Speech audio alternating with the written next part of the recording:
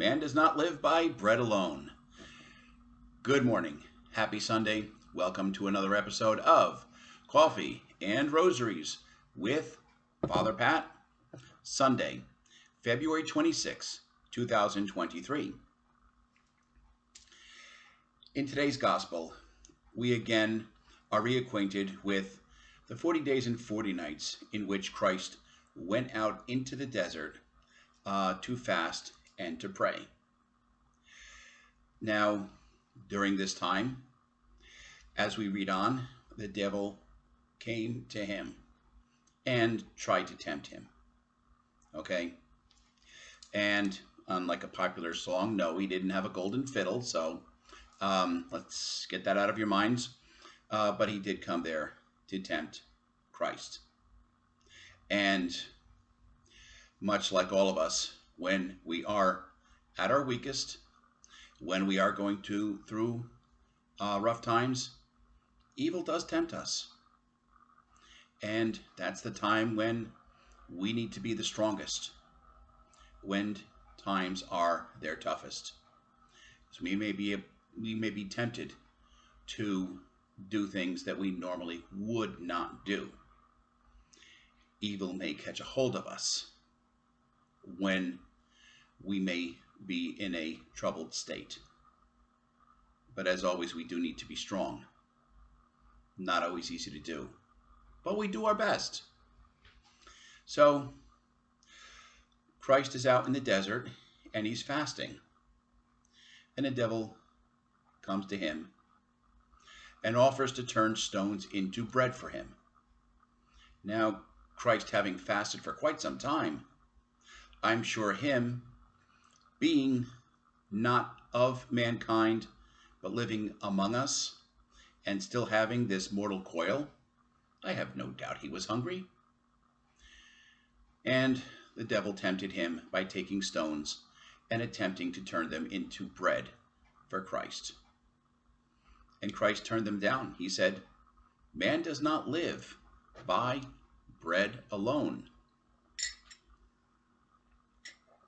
When I was thinking about this, I think about a theme that I've mentioned many times, that we need many things to live upon this earth. Okay, yes, we do have a need for money. We do have a need for shelter, for food.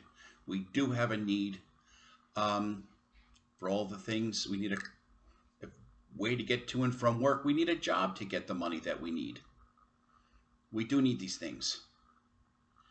But that's not the limit of what we need. Okay? Think about this. You can have a big, beautiful house. You can have a mansion, spacious, impeccably appointed, beautiful furniture, and yet it's just a house.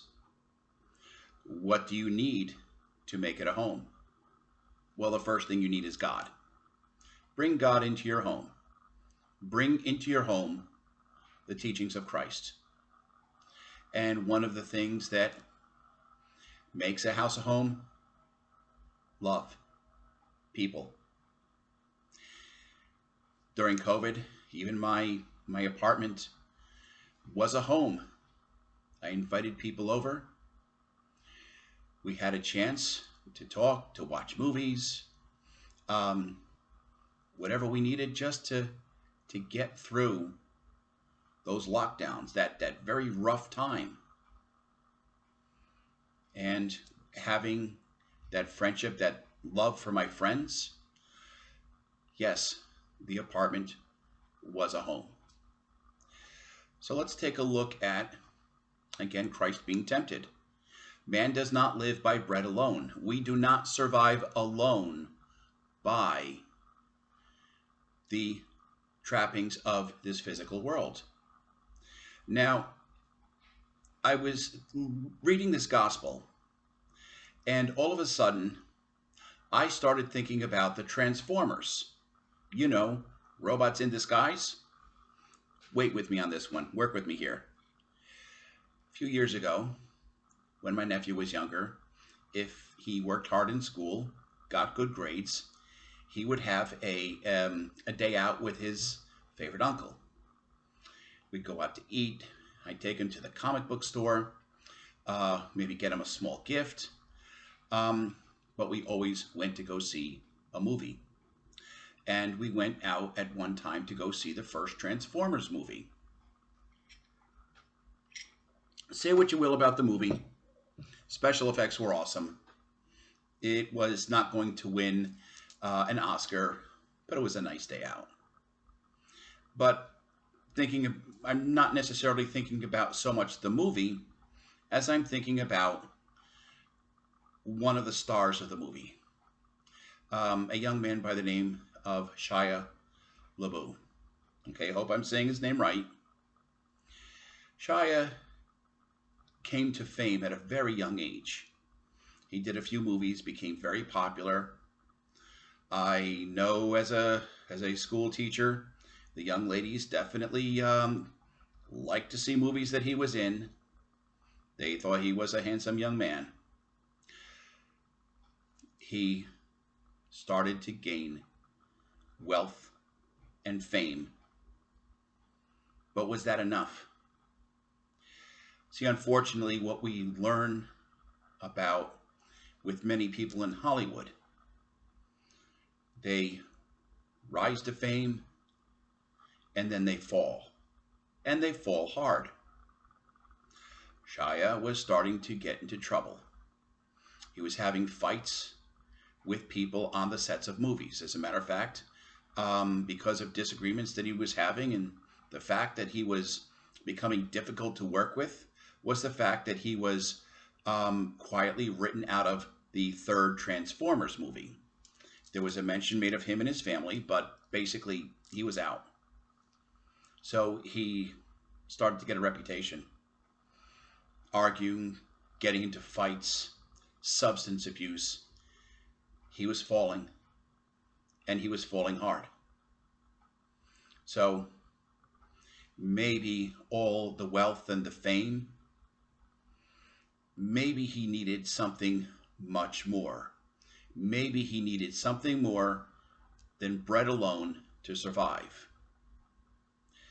And he may have found it. The reason I chose that particular actor is he started a movie about the life of Padre Pio.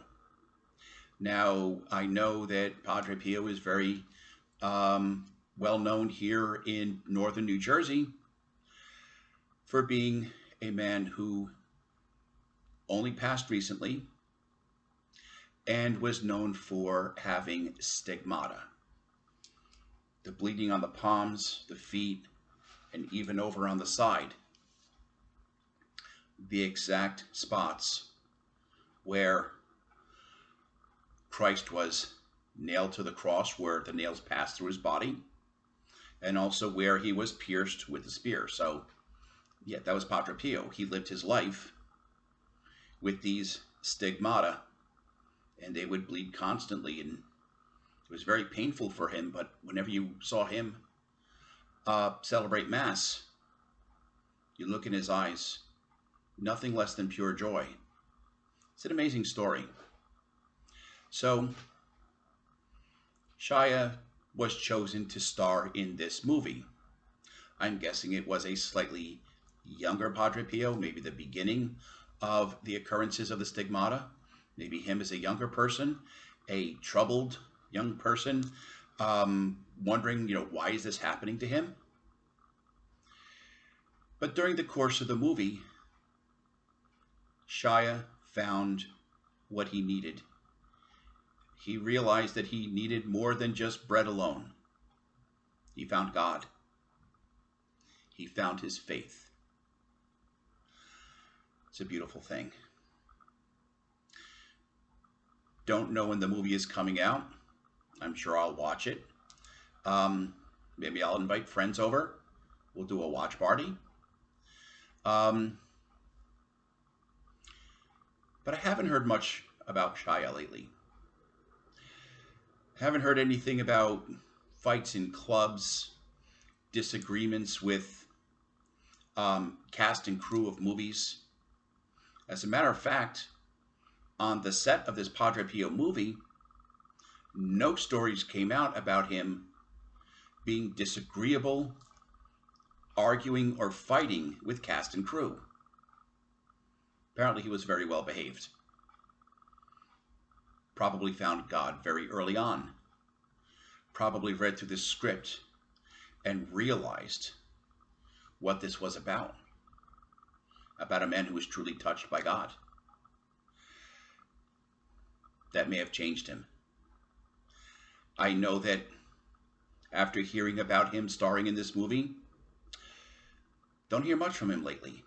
Okay, so maybe he's enjoying some quiet time, but no stories about the fights or the arguments or the clubs or anything like that.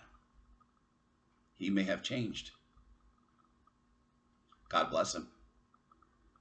May he keep his faith. May give him the strength he needs. And may it bring him true joy and happiness in life. And by the way, he actually was pretty good in the Transformers 2, so, I really do wish him well. The next thing,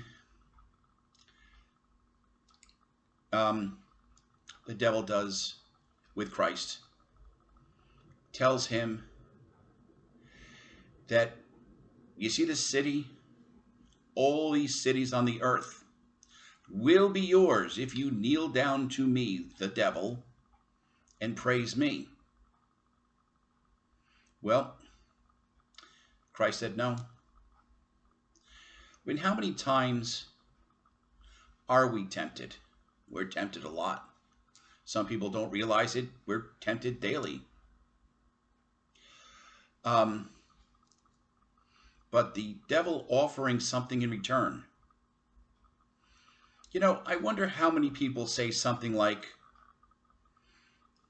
please God, if you do this for me, I promise I'll go to church. Please do this for me. I promise I'll be a better person. I will keep my faith. No, it doesn't work that way. It's not, let's make a deal. It's not, quid pro quo. We can trade stuff. No. If you need something, ask God for it. Pray for it, ask for it for all your heart. If it's something you truly need, ask for it. And often he gives us what we need. Sometimes he doesn't. But I often argue that there's reasons for that. Like I said, there's probably a good reason why I haven't won the Mega Millions lottery. Maybe God has a better idea of what kind of a person I would turn into with that much money. So maybe I'm okay the way I am. But you don't make a deal with God. You want something, pray for it, ask for it with all your heart. Okay? He may give it to you, he may not, but it won't have anything to do with, let's make a deal, do this, and I promise to do this. First of all, God already knows what you're going to do and what you're not going to do.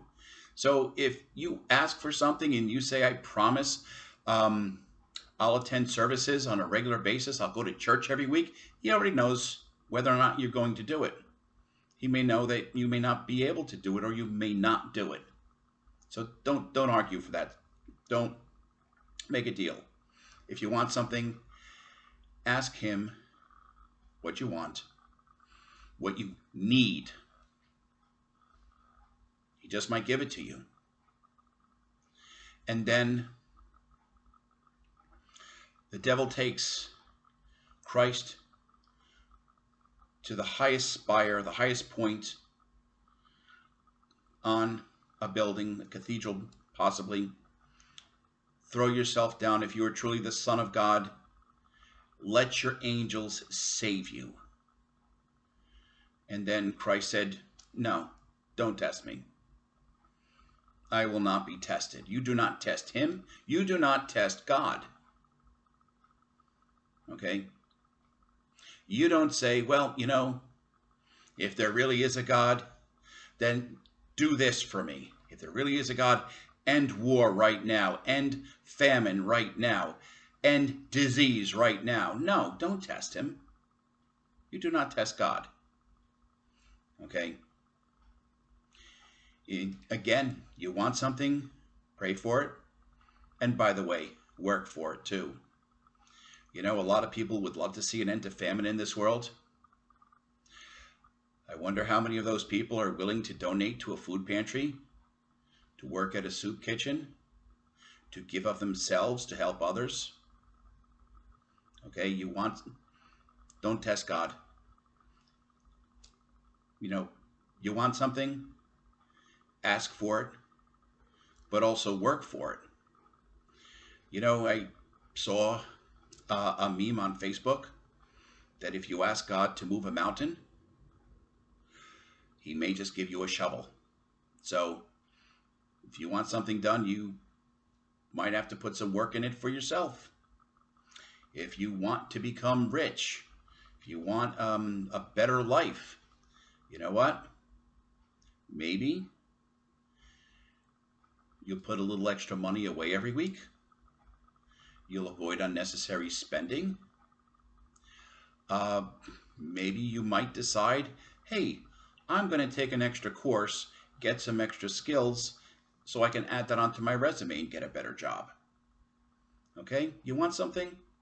Of course you're going to ask God for it. But work for it yourself too. So, he's there for us. We do need to look to him.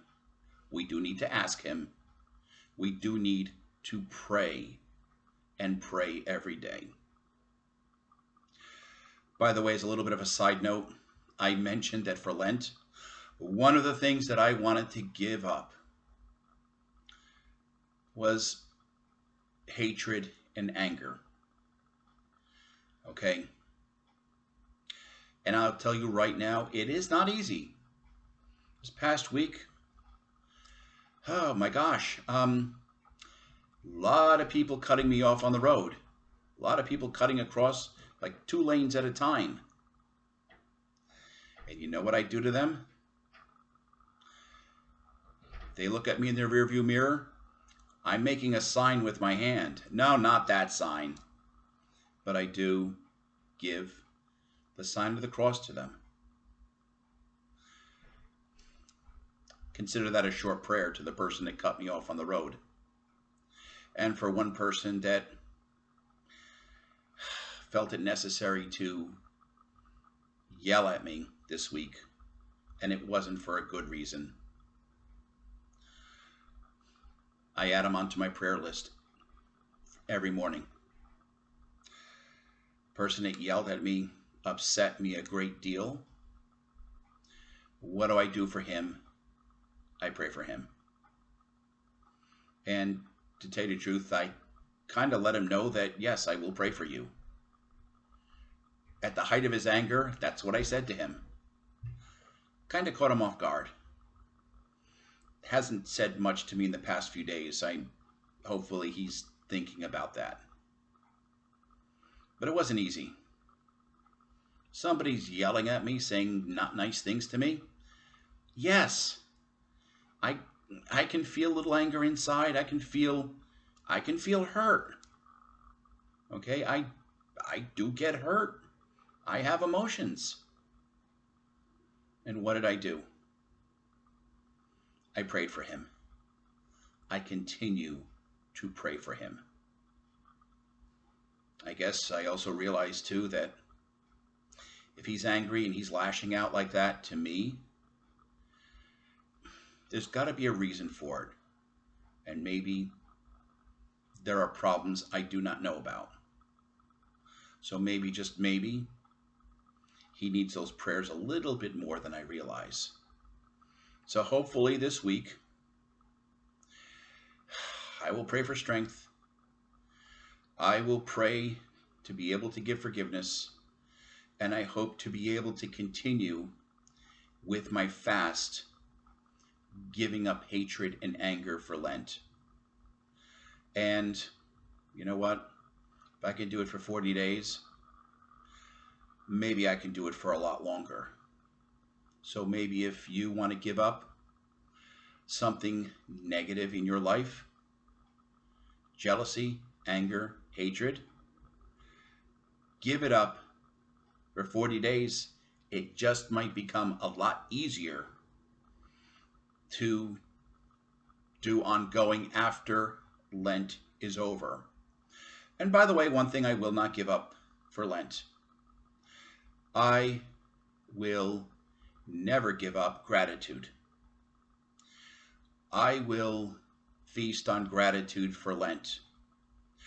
I will be grateful for every meal I receive. I will be grateful for leftovers. I'll be grateful for waking up in the morning. I'll be grateful for every friend that I meet every day. And I'll be grateful for all of them, even the ones I don't see very often. I am going to feast on gratitude for Lent. And the more gratitude I show, the easier it is to express that gratitude every day. I express it in prayer, and I will express it to all those around me. So maybe I'll just have a feast on gratitude while I push aside the anger and the hatred. Something to try. So for today, Sunday, April 26, 2023. Again, this is Father Pat Contreras, as always, with Coffee and Rosaries, saying to love one another as God loves you.